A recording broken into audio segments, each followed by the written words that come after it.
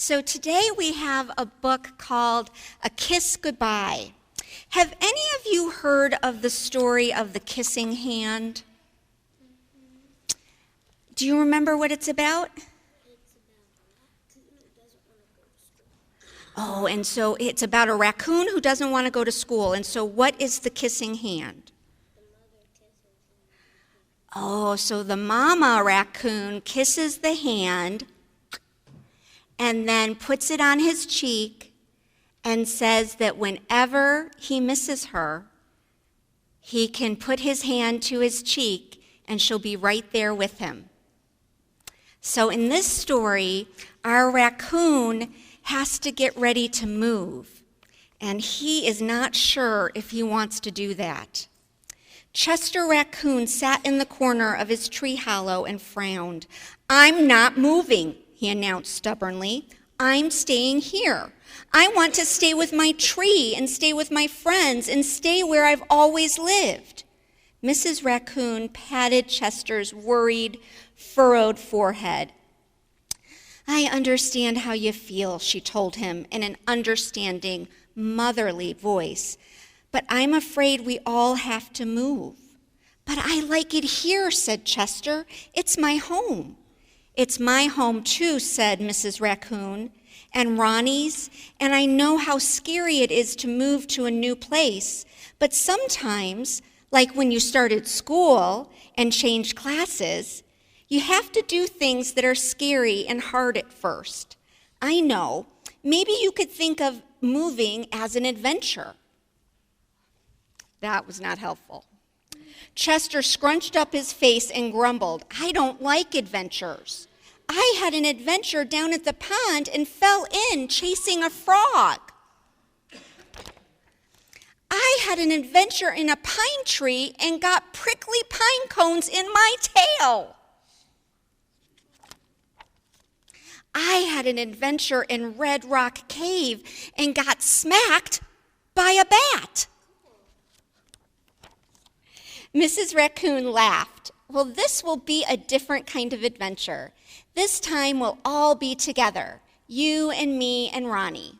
Chester didn't budge. He just sat there with his arms folded and a stubborn expression on his face. "Why do we have to leave our tree anyway?" he wanted to know. "I like this tree. I'm used to it."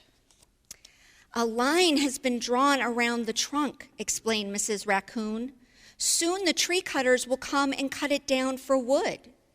Chester poked his head out of the hollow and looked around. "There are lots of other trees," he pointed out. "Why don't they cut down the other trees and leave our home alone?"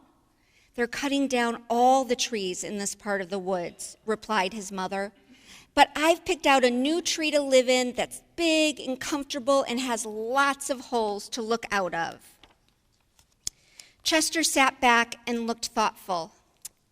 "What if I don't leave? What if I just sit here and never leave this tree again as long as I live? Will they still cut it down?"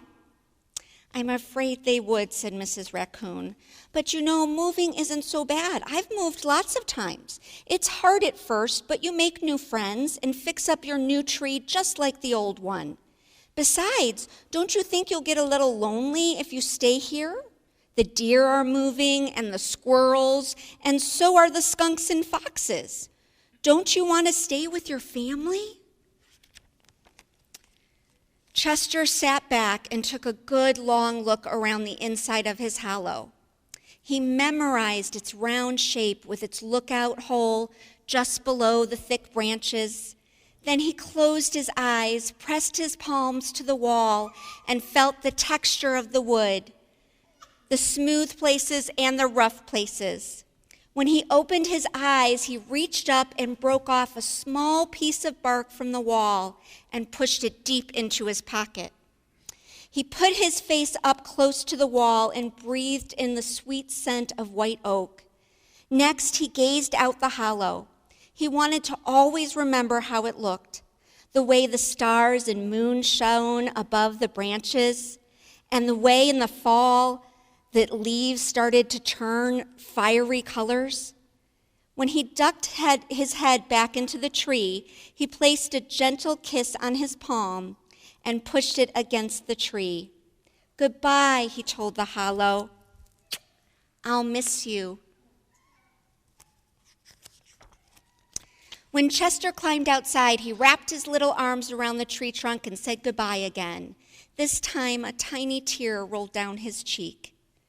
Mrs. Raccoon led Chester and Ronnie down the path the other animals had taken to the far end of the distant woods.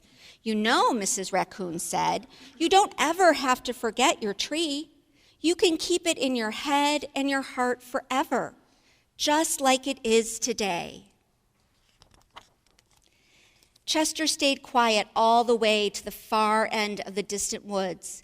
When he arrived at his new tree in the morning, he folded his arms and pouted. Mrs. Raccoon nuzzled him on the ear. "Why don't we all go inside and see how we like it?" Chester followed his mother and brother into the tree hollow and looked around. He reached into his pocket and fingered the small piece of bark he had brought with him. It felt good having a piece of his old home. "What do you think?" asked Mrs. Raccoon. "It's okay," said Chester. Ronnie looked up at his big brother, saw that he was sad, and climbed into his lap. "I miss my tree too," he told Ronnie. "I do too," came a sweet voice from outside. Chester's ears perked up and he popped his head out of the hollow. There, standing at the foot of the tree, was a young raccoon. "Hi, I'm Casey," said the young raccoon. "Who are you?" Chester ducked back down into the hollow and brushed back his ruffled black mask. When he popped his head back out, Cassie was still there. "I'm Chester," he said shyly. "Do you live here?" "I do now." Chester left Ronnie with his mother, climbed out of the tree, and stood beside the raccoon. His tiny pink cheeks plumbed into a wide smile. "I guess I'll stay." Thank you so much for listening to the story with us.